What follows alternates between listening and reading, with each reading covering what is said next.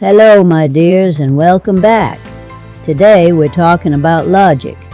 We're discussing a movie called Moonfall. Now, usually when someone talks about the moon, I'm thinking about the low price of gas or maybe a good recipe for cookies. But not these people. Oh no.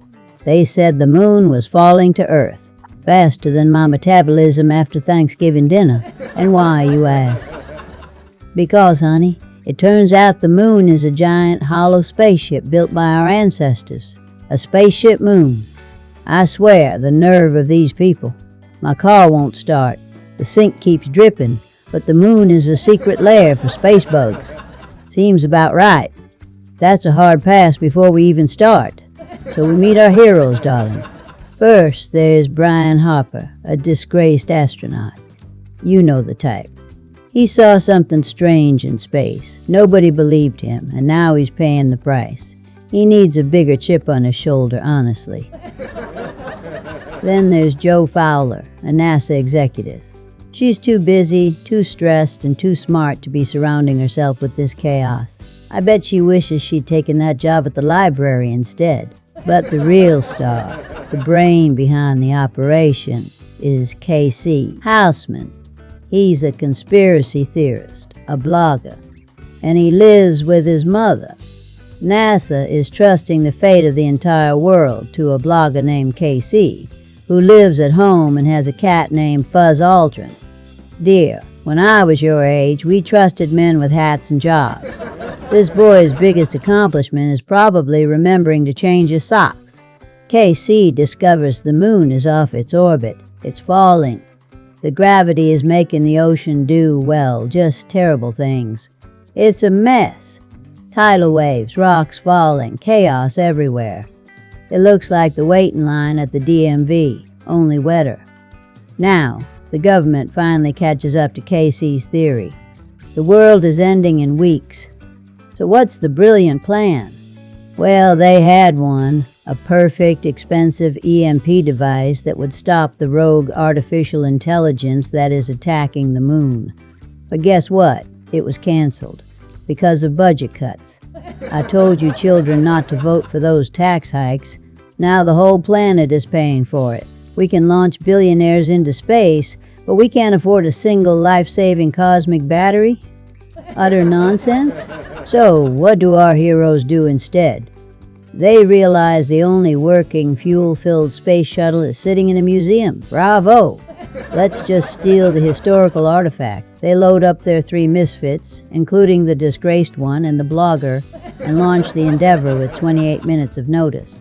It takes me longer than that to find my keys, and they're launching a whole spacecraft through a tsunami. The lack of bureaucracy is the only thing that actually made sense in this movie. Our heroes get up to the moon, and it's worse than the asteroid field. It's like a giant, grumpy metal pine cone.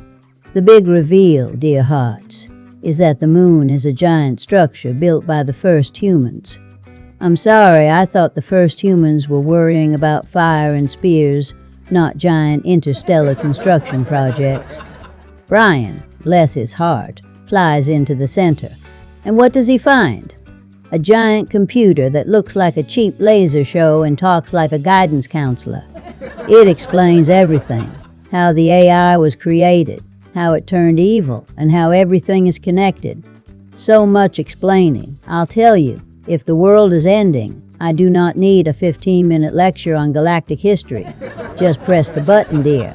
I have a coupon that expires today. Of course, K.C. Houseman, the blogger, has to make the ultimate sacrifice. He dies.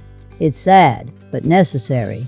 But wait, the AI brings him back as a digital consciousness, a hologram. So the blogger is now part of the moon, and the last person he talks to is a hologram of his cat, Buzz Aldrin, and his mother. I told you that boy needed to move out. He couldn't even escape his mother and death. They saved the day, darling. The moon is back on track. The world is safe. But I'm left with so many questions. Who had the cleaning contract for that giant hollow moon? Did NASA ever check K.C.'s blog traffic? And what did they do with that stolen museum shuttle when they got back? Did they at least replace the gas they used? This movie proves two things. 1. Never trust a computer that calls itself sentient.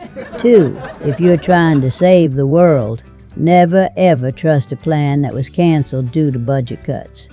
That's a real hard pass. Alright, my sweets. Thank you for sailing through that nonsense with me. It was fun, even if the movie was ridiculous. If you enjoyed this recap, go on and hit that subscribe button before the moon falls again, and leave me a comment down below. Tell me, what mundane chore do you think the moon was actually designed to do? Now go on, pour yourself some cocoa, and maybe don't trust anyone who lives with their mother and says the moon is a spaceship. Bye-bye.